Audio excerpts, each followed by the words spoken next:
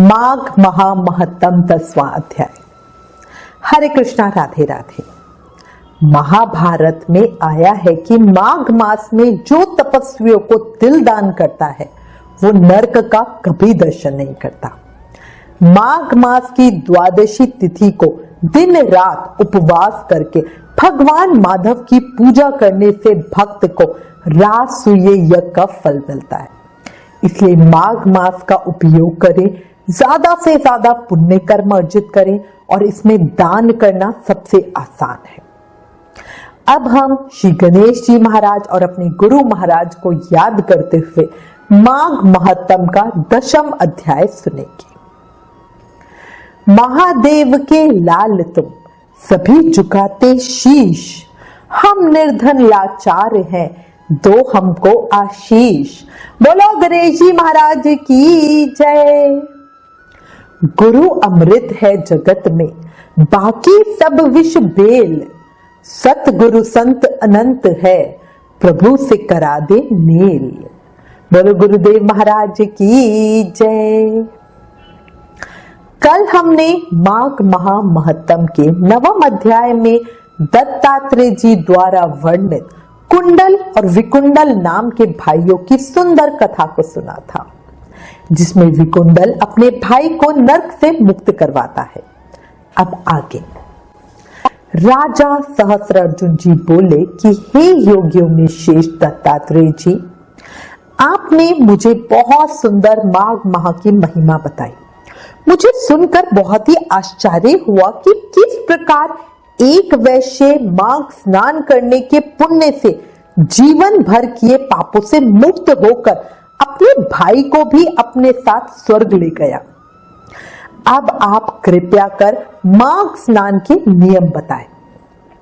तब दत्तात्रेय जी कहने लगे कि जल स्वभाव से ही उज्जवल, निर्मल, शुद्ध, मलनाशक और पापों को धोने वाला है। जल सब प्राणियों का पोषण करने वाला है, ऐसा वेदों में कहा गया है। सूर्य के मकर राशि में आने पर माघ मास में यदि गौ के पैर डूबने योग्य जल से भी स्नान किया जाए तो भी मनुष्य स्वर्ग को प्राप्त होता है। इसका मतलब है कि ऐसा नहीं है कि हमें बहती नदी में ही स्नान करना है। कोई भी पोखर हो, कुंज हो, सरोवर हो, कुआं हो, कहीं भी घर से बाहर हम स्नान कर सकते हैं।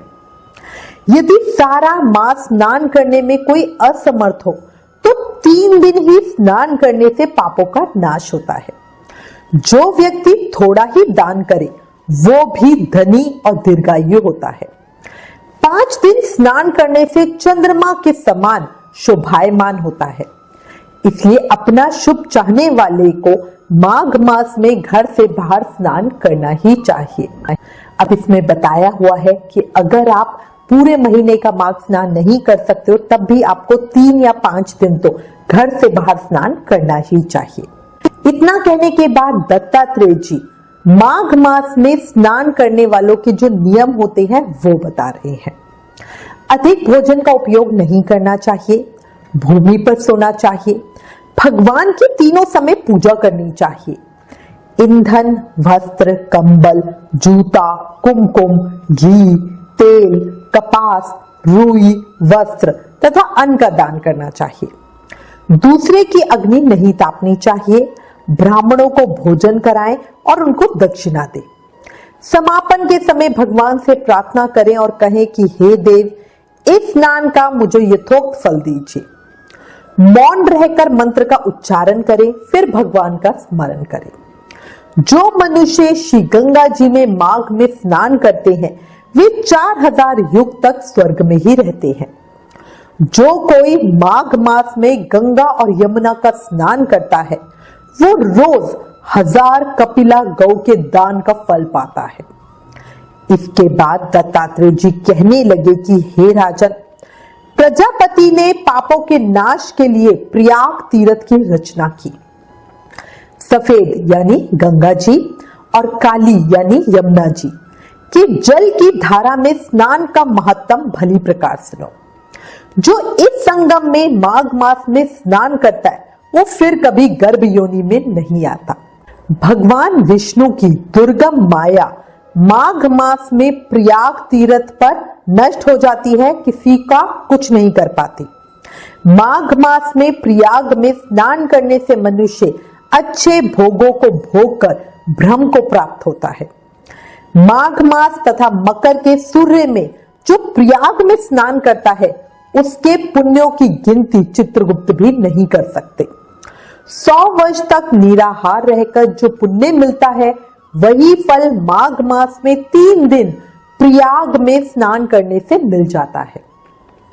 जैसे सांप पुरानी केचुली को छोड़कर नया रूप ग्रहण कर लेता है, वैसे ही माघ मास में स्नान करने से मनुष्य पापों को छोड़कर स्वर्ग को प्राप्त होता है। गंगा यमुना के संगम में स्नान करने से 1000 गुना फल अधिक मिलता है। हे राजन, जिसको अमृत कहते हैं वो त्रिवेणी ही है। ब्रह्मा, शिव, रुद्र, आदित्य, मरुदगण, गंधर्व, लोकपाल, यश, किन्नर, आणिमदी गुणों से सिद्ध तत्वज्ञानी ब्रह्माणी, पार्वती, लक्ष्मी, शची, नैना, दिति, अदिति, संपूर्ण देव पत्नियां तथा नागों की स्त्रियां, मेनका, उर्वशी, रंभा, तिलोत्तमा, अप्सरागण और सब पितर, सब देवता सतयुगादि में प्रत्यक्ष और कलयुग में गुप्त रूप से माघ मास में स्नान करने के लिए यहाँ आते हैं त्रिवेणी में।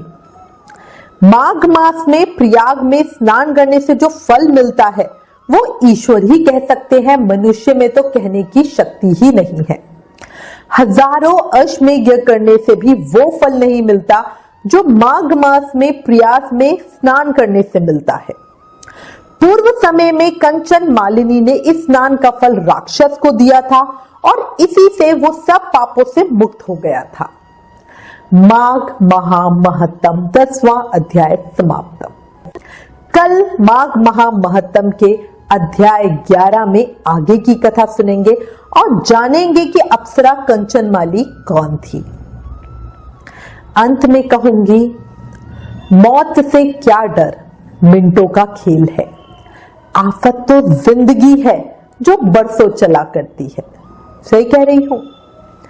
ये याद रखो, मन में बसा लो, जीवन का कोई भरोसा नहीं, कब सांसें रुक जाए। इसलिए अभी भी समय है, बार बार याद दिला रही हूं। ज्यादा से ज्यादा नाम जाप करके जन्म मृत्यु के चक्कर से छुट्टी पालो। और इसका सबसे सरल उपाय है नाम जाप करना, क्योंकि शास्त्रों में कहा गया है कि कलयुग केवल नाम आधारा। सिर्फ नाम जाप करके आप भक्ति, प्रेम, मुक्ति, शक्ति सब पा सकते हो। अपनी हर सांस के साथ, हर समय, हर मिनट, हर सेकंड बस जप करते रहो, मन से, प्रेम से बोलते रहो, हरे कृष्ण कृष्ण कृष्ण हरे हरे, हरे Ram Ram Ram Hare Hare. Please in videos को अधिक से अधिक शेयर करके माघ मास के प्रभाव को सबको बताओ कितना फलकारी है। सिर्फ 3 दिन स्नान करने से जीवन के सभी पापों का अंत हो गया है ना। कितनी बड़ी चीजें हैं। अपने शास्त्रों का ज्यादा से ज्यादा प्रचार करो, ये भी एक सेवा है। राधे राधे।